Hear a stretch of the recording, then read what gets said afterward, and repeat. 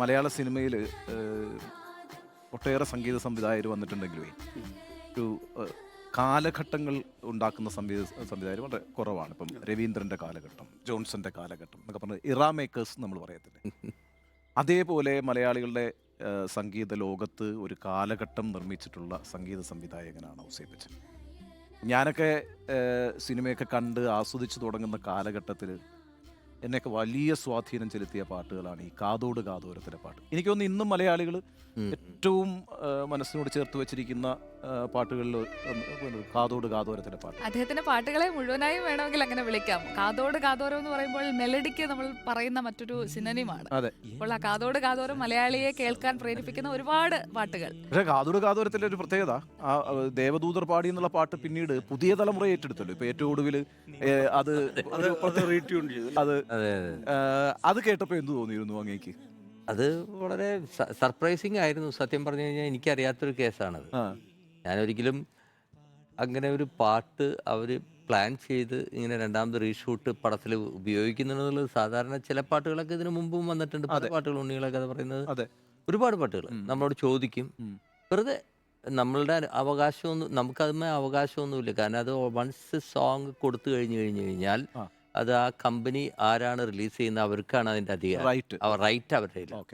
അപ്പം അതുകൊണ്ട് പക്ഷെ എന്നാലും ചിലവരൊക്കെ നമ്മളുടെ അടുത്ത് ചോദിക്കും, ഒരു മര്യാദയല്ല നമ്മളുടെ കുഞ്ഞിനെ ഉപയോഗിക്കുമ്പോൾ. ഇതുവർ പറഞ്ഞതിൽ ഞാൻ അറിഞ്ഞില്ല. ഇത് പുറത്തായി ഒരാൾ എനിക്ക് ഇതിൻ്റെ ലിങ്ക് അയച്ചു തന്നപ്പോഴാണ് ഞാനിത് കാണുന്നത്. ഞാൻ ഞെട്ടിപ്പോയി. ഈ അതിലെ ഒരുപക്ഷെ അതുവരെ കേൾക്കാത്തൊരു ഈണമാണല്ലേ ദേവദൂതർ പാടിയിൽ. അതെ, അതായിരിക്കാം ഒരുപക്ഷെ ഈ ഒരു ഭൂകമ്പം പോലെ ഔസേപ്പച്ചന്റെ വരവ് കണക്ട് ചെയ്യാൻ പറ്റുന്നു. അത് അതുവരെ കേൾക്കാത്ത ഈണമെന്ന് പറഞ്ഞു കഴിഞ്ഞാൽ അന്ന് 85 അത് ചെയ്യുമ്പോൾ മലയാളത്തിലോ മറ്റു ഭാഷകളിലോ അങ്ങനത്തെ ഒരു പാട്ടില്ല. ഇതൊരു റെഗെ കൈൻഡ് ഓഫ് ഒരു പ്രത്യേക തരത്തിലുള്ള ഒരു സോങ് ആണത്. ഒരു ഭാഗ്യം പോലെ വന്നതാണോ അതോ എന്ന് വെച്ചാൽ സാധാരണഗതിയിൽ വന്നു പെട്ടതാണോ അങ്ങനെ ഒരു ട്യൂൺ, അങ്ങനെ ഒരു സോങ് എന്നാണോ ചോദിക്കുന്നത്? അത് ശരിക്കും പറഞ്ഞു കഴിഞ്ഞാൽ ഭാഗ്യം പോലെയാണ് ട്യൂൺ ഉണ്ടായത്. എന്ന് വെച്ച് കഴിഞ്ഞാൽ ഞാൻ വളരെ വർഷങ്ങൾക്ക് മുമ്പ് ഞാൻ 78 ഒരു പടത്തിൽ അഭിനയിക്കാൻ പോയപ്പോൾ അതിൽ വയലിനിസ്റ്റിന്റെ റോളായിരുന്നു. ഒരു ഫിഡ്ലർ ഓൺ ദ റൂഫ് എന്നൊക്കെ ഭരതന്റെ. അപ്പോൾ അതിൽ വയലിനിസ്റ്റായിട്ട് വായിക്കുന്ന നേരത്ത് ഞാൻ പല ബിറ്റുകളും ലൈവായിട്ട് വായിച്ച് അത് തന്നെയാണ് പിന്നീട് റീ റെക്കോർഡിങ്ങിൽ ഉൾപ്പെടുത്തിയത് ആ പടത്തിൽ. അപ്പം അന്ന് വായിച്ചുകൊണ്ടിരുന്ന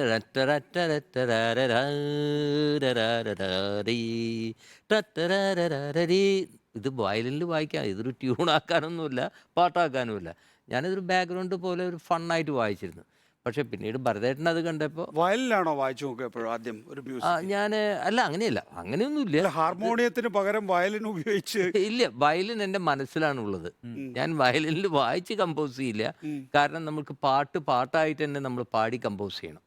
വയലിനിൽ വായിച്ചു കഴിഞ്ഞാൽ, അല്ലെങ്കിൽ തന്നെ ആ വയലിനിൽ വായിക്കാതെ തന്നെ എൻ്റെ പാട്ടുകളിൽ ഈ വയലിൻ്റെ ഒരു ഈണം, വയലിനിൽ വരുന്ന ന്യൂവാൻസസ് വരും. ഇപ്പം ഞാൻ വീണയ്ക്ക് ഒരു ബിറ്റ് കമ്പോസ് ചെയ്താലും ഫ്ലൂട്ടിന് കമ്പോസ് ചെയ്താലും അവർക്കൊക്കെ കുറച്ചൊന്ന് മെനക്കെടേണ്ടി വരും. കാരണം എന്ന് വെച്ച് കഴിഞ്ഞാൽ എൻ്റെ മനസ്സിലുള്ളത് ഒരു വയലിനിസ്റ്റിക് ആയിട്ടുള്ള ട്യൂണായിരിക്കും. അത് എന്താ പറയുക, അത് നാച്ചുറലായിട്ട് വരുന്നതാണ്. വയലിലൂടെ ആണല്ലേ എല്ലാം വയലിനിലൂടെയാണ് എൻ്റെ സംഗീതം പ്രവേശനം ചെയ്ത്. കാരണം വയലിൻ്റെ ശബ്ദം എനിക്കിഷ്ടമായതുകൊണ്ടാണ് ഞാൻ ആ വയലിനിലേക്ക് അത് തന്നെ സെലക്ട് ചെയ്തു. വേറെ അന്ന് കാലത്ത് ഗിറ്റാർ ഇതൊക്കെ കണ്ടിട്ടുണ്ടെങ്കിലും വയലിനെന്തോ എന്നെ പ്രത്യേകിച്ച് മേ ബി അതിൻ്റെ ഒരു എക്സ്പ്രഷനും ഭാവവും ഒക്കെ കൂടുതൽ നമ്മൾക്ക് പാടുന്ന പോലെ അല്ലെങ്കിൽ നമ്മൾ സംസാരിക്കുന്ന പോലെയൊക്കെ തന്നെ അതിൽ എല്ലാം ചെയ്യാൻ പറ്റും ഓൾമോസ്റ്റ്. അപ്പം അതുകൊണ്ട് എനിക്കത് ഇഷ്ടമായതുകൊണ്ട് വയലിനിലേക്ക് അങ്ങോട്ട് കടന്നു. അതിലൂടെ സംഗീതത്തിലേക്ക് കടന്നു. പിന്നെ പതുക്കെ സിനിമയിലേക്ക് വന്നു. സിനിമയിലേക്ക് വരുന്നത് തന്നെ നേരത്തെ ഉണ്ണി പറഞ്ഞ പോലെ കാതോട് കാതോരം, അത്രയും നല്ലൊരു പേര് തന്നെ കിട്ടാതെ സംഗീതവുമായി ബന്ധപ്പെട്ട പേരല്ലേ കാതോട്. ഇതൊക്കെ നിമിത്തമാണ്, അതൊക്കെ ഒരു ഭാഗ്യമാണ്, എല്ലാം ഭാഗ്യമാണ്. എൻ്റെ ആദ്യത്തെ പാട്ടുകൾ നമുക്ക് ONV കുറുപ്പ് അദ്ദേഹം എഴുതിയിരിക്കുന്ന വരികൾ നമുക്ക് ഒരു തലതൊട്ടപ്പനെ പോലെയാണ്. അദ്ദേഹത്തിൻ്റെ വരികൾ നമുക്ക് ചെയ്യാൻ കിട്ടുക. അപ്പോൾ അതൊക്കെ എന്ന് പറഞ്ഞാൽ ഒരു അനുഗ്രഹമാണ്. അതേപോലെ ഭരതേട്ടൻ, നമ്മൾ മലയാള സിനിമയിൽ ഭരതൻ എഴുതിയ വരികളാണല്ലേ? അല്ലല്ല, ഭരതേട്ടൻ എഴുതിയ വരികൾ ഞാൻ പിന്നീട് ചെയ്തിട്ടുണ്ട്. കുടമുറി കല്യാണം, മറ്റേ ഇതിലൊക്കെ ചിലമ്പിലൊക്കെ ചെയ്തിരിക്കുന്നത് ഭരതേട്ടൻ്റെ വരികൾ. നിങ്ങൾ ഒരുമിച്ച് കമ്പോസ് ചെയ്യുന്നില്ല? ഏതോ ഒരുമിച്ച് കമ്പോസ് ചെയ്യുന്ന ഒരുമിച്ച് അതിൽ അങ്ങനെ വെച്ചു എന്നുള്ള അതൊരു അത്രേ ഉള്ളോ? കമ്പോസിങ്. അദ്ദേഹം അങ്ങനെ റിക്വസ്റ്റ് അദ്ദേഹം അങ്ങനെ പറഞ്ഞു.